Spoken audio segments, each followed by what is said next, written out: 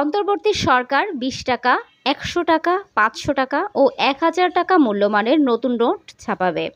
এসব নোটে বঙ্গবন্ধু শেখ মুজিবুর রহমানের ছবি থাকার সম্ভাবনা কম। অর্থ মন্ত্রণালয়ের অর্থ বিভাগ সূত্রে এমন তথ্য জানা গেছে। আপাতত এই ৪ ধরনের নোটে বঙ্গবন্ধু শেখ মুজিবুর রহমানের ছবি না রাখার চিন্তা করা হলেও পর্যায়ক্রমে সব টাকার নোট থেকেই বঙ্গবন্ধুর ছবি তুলে নেওয়া হতে পারে। নতুন নোট বাজারে আসতে ১.৫ বছরের বেশি সময় লাগতে পারে।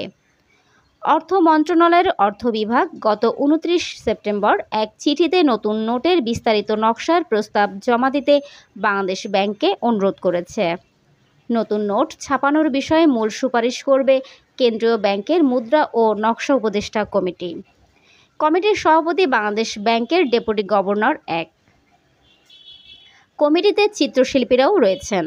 বর্তমানে বাংলাদেশের ২ টাকা থেকে শুরু করে ১,০০০ টাকা পর্যন্ত সব কাগজের নোটে বঙ্গবন্ধু শেখ মুজিবুর রহমানের ছবি রয়েছে।